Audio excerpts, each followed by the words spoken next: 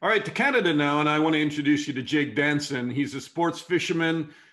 He loves conservation and fishing, and he has tracked everything that's happening on the Great Lakes, for really most of his lifetime since he was fishing as a kid. And Jake, you fish out of Georgian Bay, which is part of Lake Huron, right? Yes, all part of Lake Huron, but the Georgian Bay really is an ecosystem of its own. So will you tell me, first of all, like, what are you experiencing? I mean, coming out of this movie, Seaspiracy, where there are these dire predictions of that we're not going to have any fish by 2048. What do you see in the Great Lakes, or at least where you are in Georgian Bay? Yeah, I mean, look, there's no doubt in my mind, and for most anglers in the area, that climate change, global warming, and the changes within our ecosystems environments is having an impact on any sort of pelagic species, anything from the ocean to lakes. And how does that translate into what you see when you're on a boat and you're fishing all the time? I mean, you fished. I mean, I know you love fishing, and that's one of the reasons I'm doing the interview with you, because few people understand Georgian Bay waters probably as well as you do. I've grown up also, the thing you need to know is I've got the knowledge of my dad and my grandfather, so we've got a long history fishing on this one, body of water. So we really kind of understand it, but it's changed. I mean, there's no doubt, especially in the last 2 years, we've started to see major fluctuations in the weather systems moving in and out. So that's pressure systems moving in, moving out.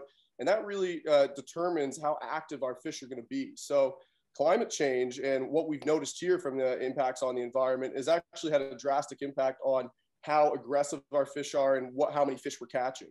Are you catching less? Are you seeing different species that are biting or not biting?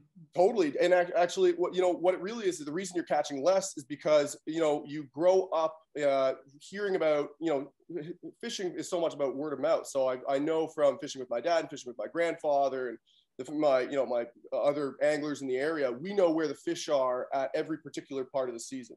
What's happened because water temperatures are changing and warming and cooling at different rates than what they used to is those fish are now changing their behavior.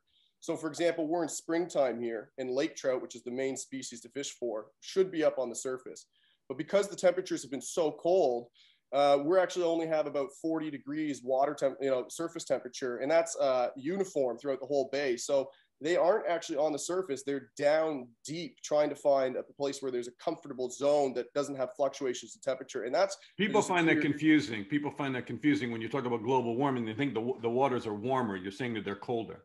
Yeah, they're actually colder. I mean, look, it depends on where you are, but for us, I think that's why the best way to talk about it isn't global warming, it's climate change. And it's just that our fluctuations in temperature are significant. We have north winds moving in at times when it should be a west wind, south winds moving in when it should be a north wind, and that throws the fish off. And again, it changes their positioning, where they're located on the lake, and that changes what they're eating. It changes their bait fish. It changes their living, habits. And that actually, it's going to be hard to know where that's going to end up. But let's say in a decade from now, I think that we will be able to look back maybe on this conversation and say, well, there was a lot more that we should have done, a lot more that we knew then. We should have been able to predict in 10 years that the fish maybe have a reduced size and a reduced population. So 10 years is not very much. I mean, when you start talking about change in environment and change in ecology and fish habitat and fish populations within 10 years, I mean, that's nothing, right? And that's why you see these numbers like nearly 1/3 of all freshwater fish are threatened with extinction, according to, and this was a very broad survey, it just wasn't the World Wildlife Federation. Freshwater populations are collapsing. Nearly 1/3 of freshwater fish are threatened with extinction. In 2020 alone, 16 freshwater species were declared extinct. I mean, this is not far away projections. It's a lot of this problem is, I mean, it's right now. Well, I think the amazing thing you're talking about freshwater species too. And, of course, Seaspiracy was talking about the ocean. I think that the important call here is that it's not just our oceans that are being impacted. It is all of our water ecosystems. So, I mean, when we're looking at things, we have to look at from a broader view, but it is concerning. I mean, I have, Seaspiracy says that we'll have no fish by, I think, 2048.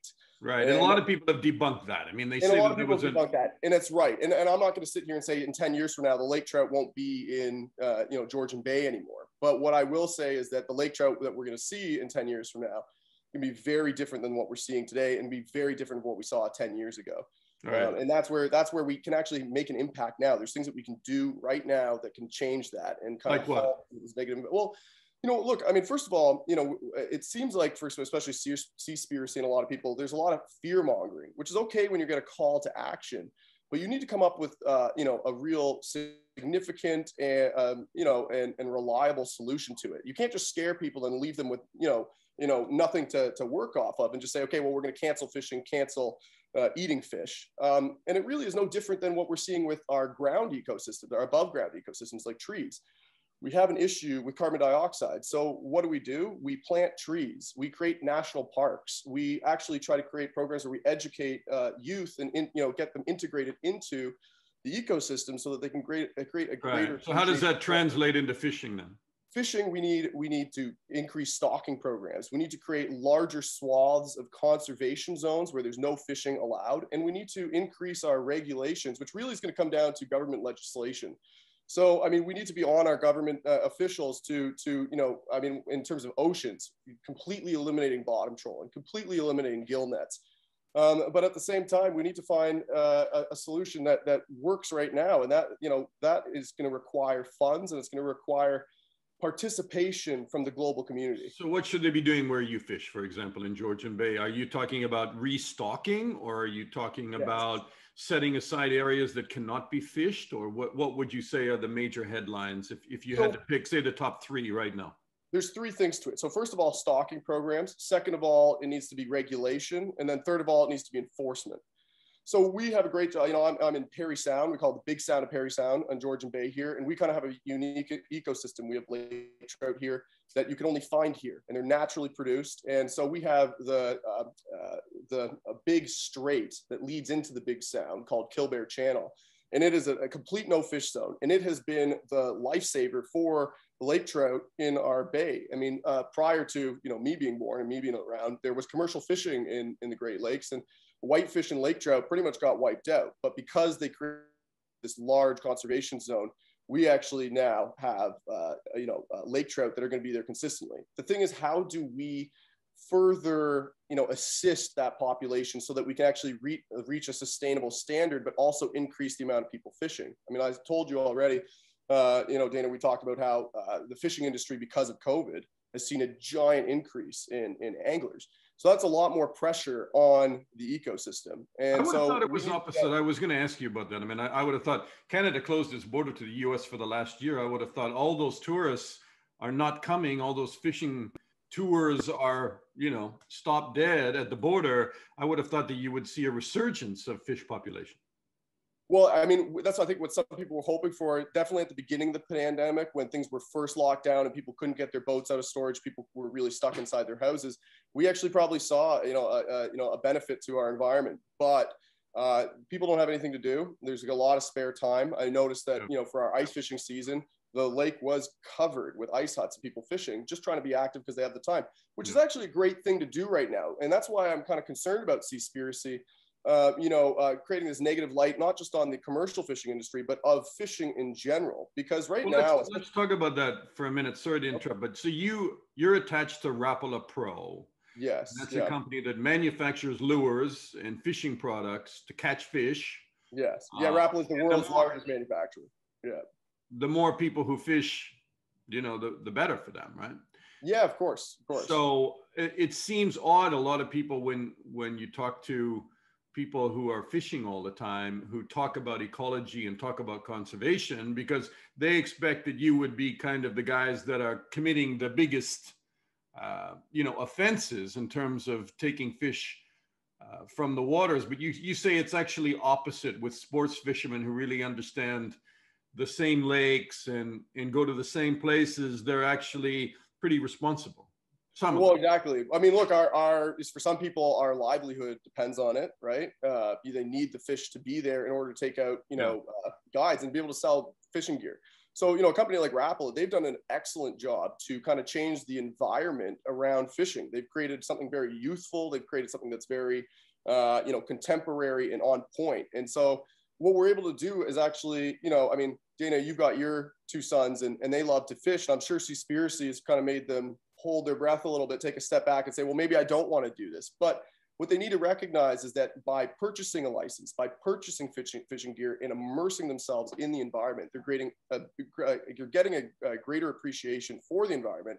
and they're actually generating funds that can be used to be, to create stocking programs and rehabilitation programs. Without that revenue being generated, there really is nothing there to support our ecosystems. It's not our tax dollars that are doing that. The government is not focused on our lakes. They're not focused on our oceans. So it's why the hell not? Why the hell? I mew, it should be tax dollars, and why the hell are they not focused on it? I think because it's a complex issue, especially when you start involving the ocean. I have all the faith in the world that if we were to take what we learned from Seaspiracy and what we're talking about now, that North America, Canadians and Americans could come together and create, a positive change, do something different.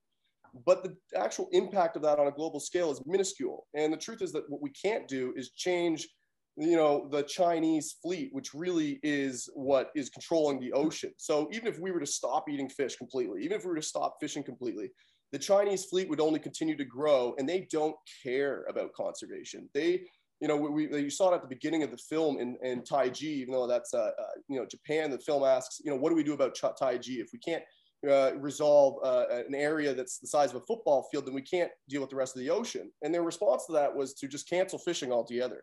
And that's not it. That's not what's gonna fix this. We need to get people more involved with fishing. Yeah.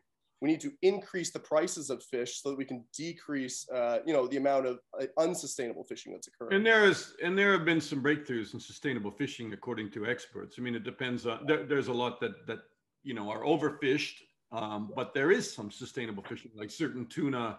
Totally. On the east coast of the United States have started to come back. And so talk to me, rather than what you catch.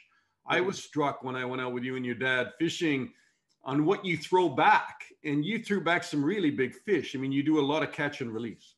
Yeah. So, I mean, a lot of what I talk about with freshwater anglers and when I try to educate them on what I'm doing isn't actually conservation or catch and release. It's called trophy management. And that for me is really more important than any other type of rehabilitation or conservation program we can do, which is understanding the size of the fish and the growth rates of those fish. So lake trout grow very old, so they can grow very big.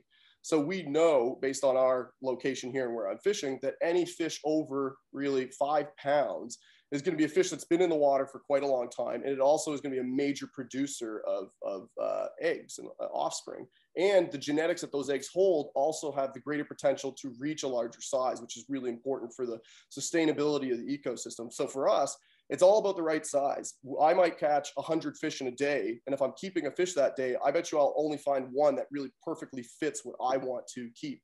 Seriously, you would catch 100 fish in a day and you'd throw them all back? I would throw them all back. I'm 99% catch and release. That doesn't mean I don't eat fish, and it's really, and look, fish is really important. I actually have, was recently diagnosed with Crohn's disease. And so, for the kind of vegan part of Seaspiracy to say, well, we're going to cancel fish altogether. The fish for me is actually critical to my survival. I need it for my diet, and I can't find wild caught fish without GMOs in it anywhere but where I catch it.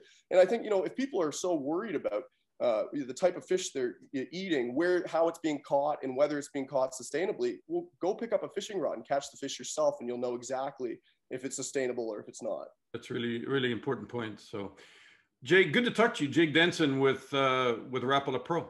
Thanks a lot, Dana.